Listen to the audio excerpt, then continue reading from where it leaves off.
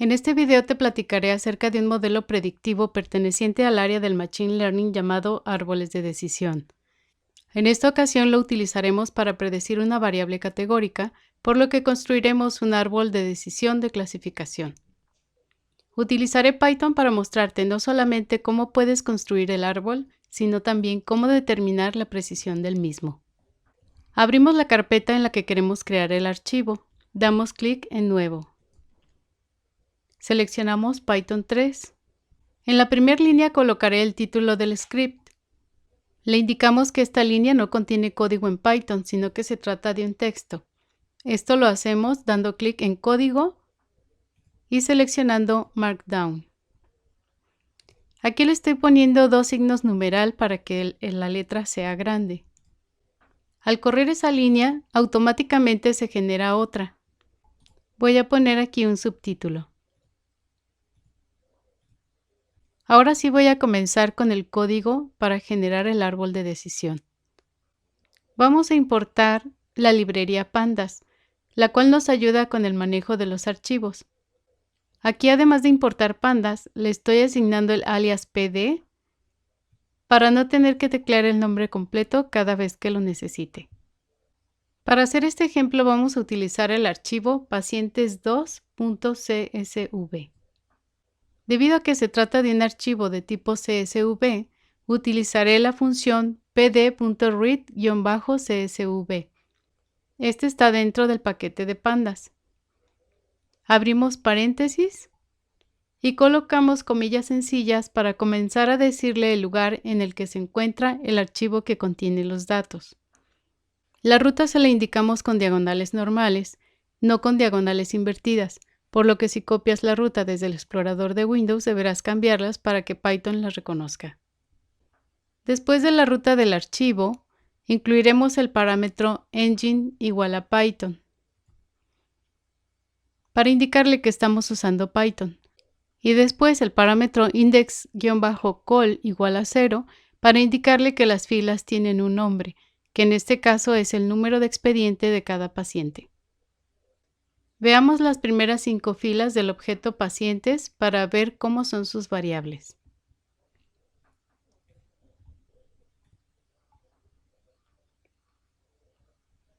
Como puedes ver, es un archivo que contiene información acerca de personas a las cuales les fueron tomados sus niveles de glucosa, triglicéridos y de presión arterial, entre otras cosas.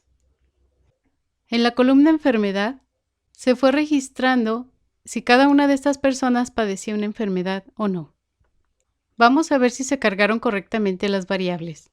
Para hacerlo, aplicamos la función info al objeto pacientes que acabamos de crear.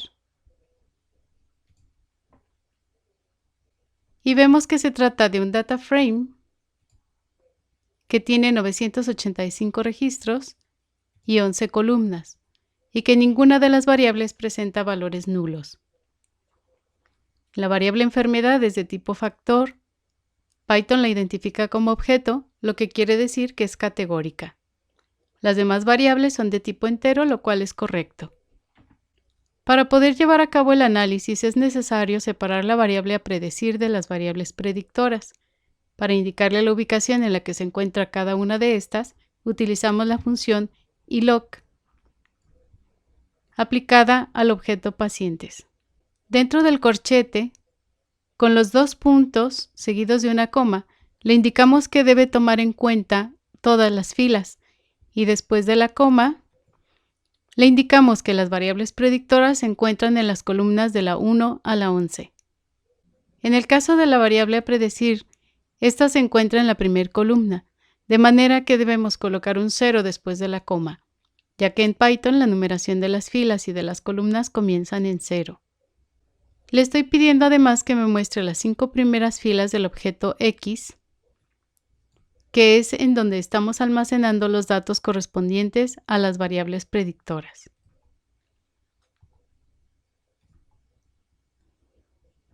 Vemos que efectivamente aquí ya no está incluida la variable a predecir, solamente se encuentran las variables predictoras, desde hiperten hasta poliuria.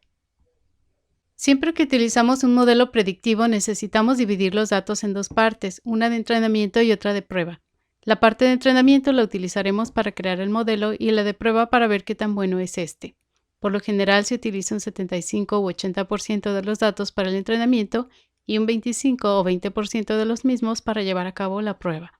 Para hacer esta división de los datos utilizamos el módulo Train Test Split del sklearn, el cual se encuentra en Model Selection. La función que nos va a ayudar a hacer la división es Train Test Split, a la cual le pasamos los objetos X y Y.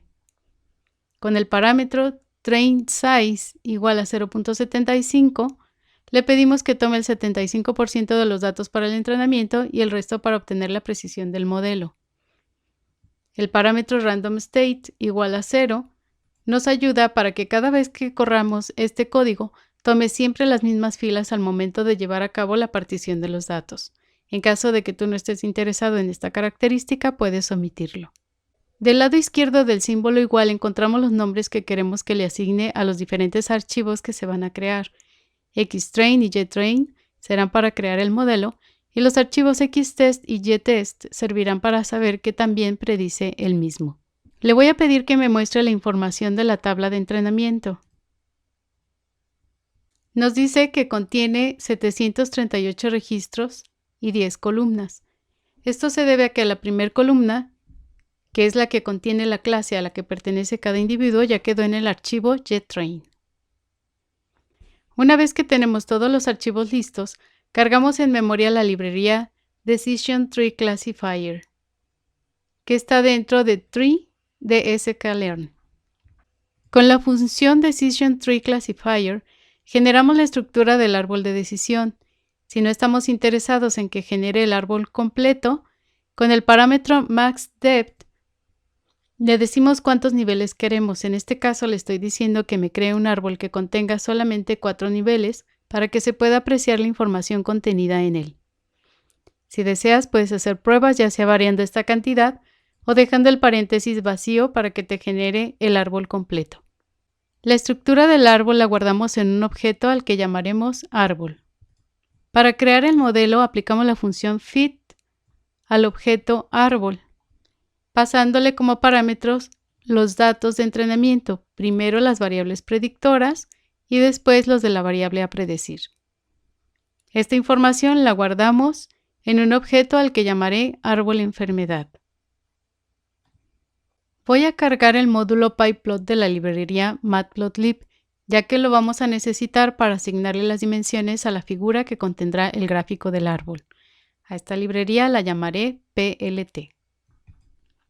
Con la librería tree de sklearn vamos a crear el gráfico del árbol de decisión. Creamos una figura para incluir en ella el gráfico del árbol, indicándole con el parámetro fixSize las dimensiones que queremos que tenga. La primera cantidad corresponde al ancho del gráfico y la segunda a la altura del mismo. Esto lo hacemos con la función plt.figure y lo guardamos en el objeto fig.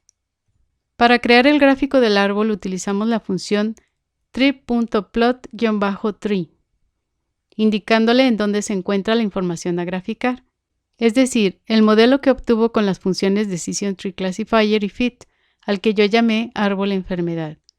Los nombres de las variables predictoras, que vienen a ser los valores de las columnas del objeto X, mismos que almacenamos en una lista con la función list. El siguiente parámetro que le pasaremos será los nombres de las clases a predecir, los cuales podemos obtener mediante una lista que contenga los valores del archivo Y. Y por último, si quiero que añada colores a las cajas del árbol dependiendo de la clase que va siendo asignada a cada una de ellas.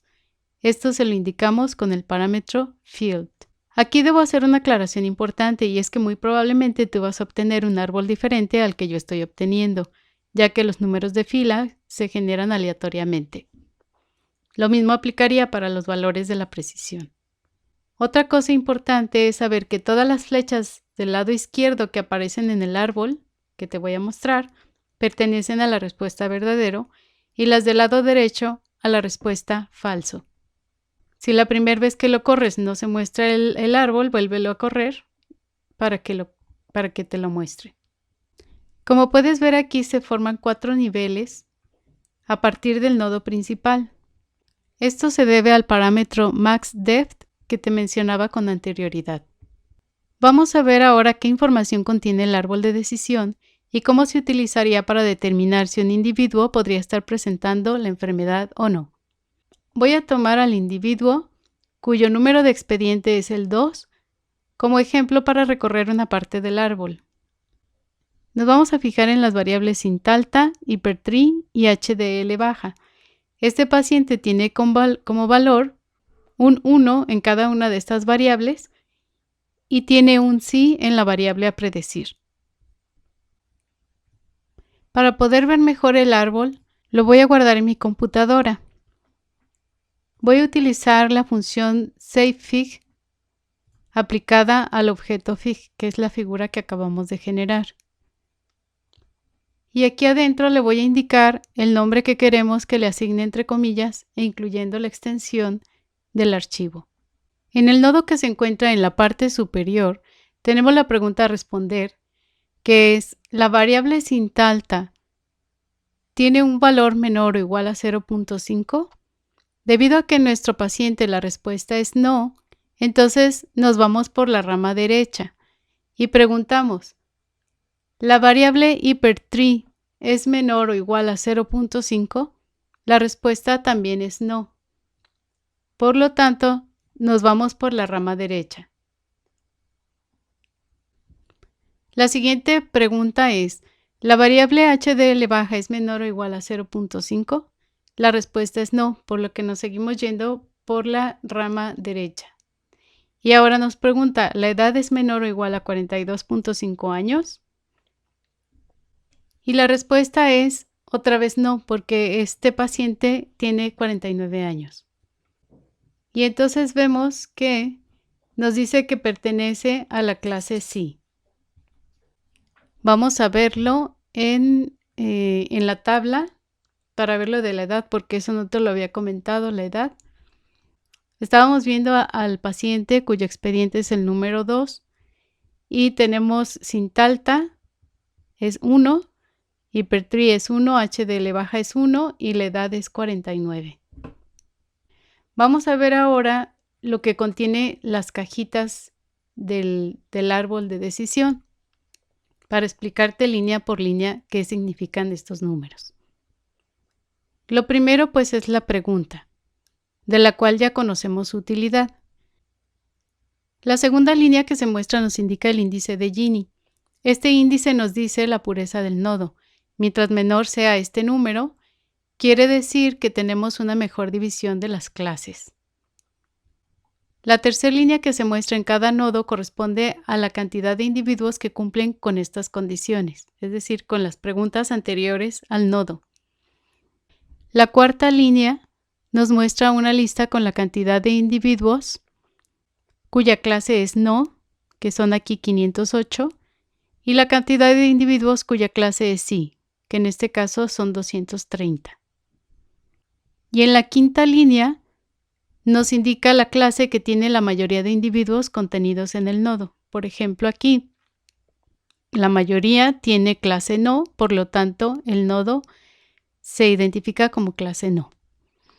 Vamos a ver más abajo cómo es el índice de Gini. Por ejemplo, acá teníamos un índice de Gini de 0.429. Si nos vamos a los nodos más abajo, vemos que este Gini tiene 0.21 y tenemos aquí ya hay una más marcada diferencia entre las cantidades de los que pertenecen a la clase no y a la clase sí. Tenemos aquí un 0.019 para el Gini y vemos que solamente hay un individuo con clase no y 106 con clase sí. Y por último aquí, que ya llegamos al Gini igual a 0, este ya es una hoja, ya no se va a ramificar más. Ya tenemos un Gini igual a 0. Y en este ya ahora sí ya tenemos bien definido a cuál clase pertenecen todos los individuos de esta hoja, porque tenemos 0 que tienen clase no y 75 individuos cuya clase es sí. Entonces, esto es lo que nos indica el índice de Gini. Este también ya es una hoja, Gini igual a 0, ya tenemos 0 en no, 19 en sí. Este es un nodo, pero de aquí va a seguir ramificándose. Si hiciéramos el árbol completo, aquí se seguiría ramificando, debido a que el Gini todavía no es 0. Y tenemos aquí todavía individuos cuya clase es no e individuos con clase sí. Bueno, esa es la idea del Gini. Cómo es que se va decidiendo si se va a seguir ramificando o ya llegamos a la hoja del árbol. Ahora que ya comprendemos cada parte del árbol, vamos a calcular qué tan bueno es para predecir. Lo haremos utilizando la función predict aplicada al modelo árbol-enfermedad. Entre paréntesis le indicamos el nombre del archivo que contiene la tabla de prueba. Esta información la guardamos en el objeto al que llamaré ypred. Aquí le voy a pedir que nos muestre las etiquetas que asignó al hacer la predicción.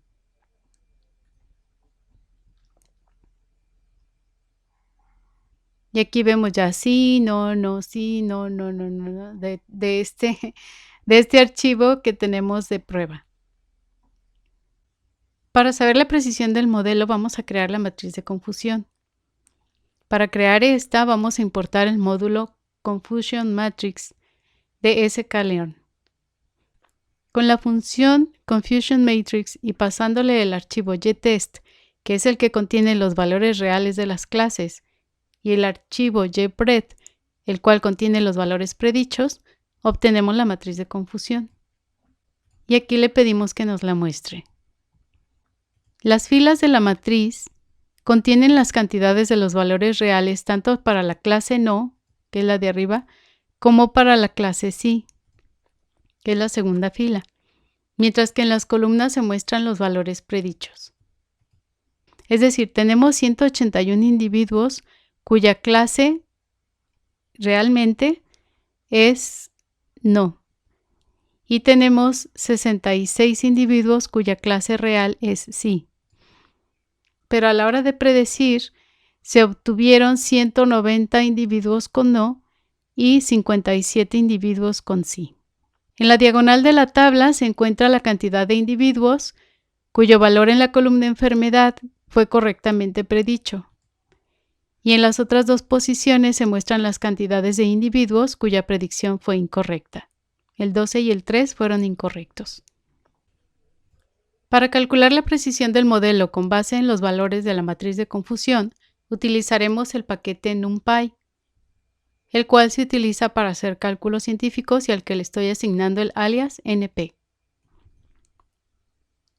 Para calcular la precisión global del modelo, sumamos los valores correctamente predichos, que son los que se encuentran en la diagonal de la matriz, 178 más 54, y esta cantidad la dividimos entre la suma de todos los valores incluidos en la matriz.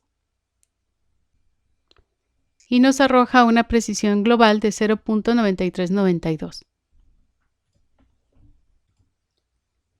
Vamos ahora a calcular la precisión por cada una de las clases, ya que la precisión global por sí sola no nos indica si el modelo es bueno también prediciendo cada una de estas o no.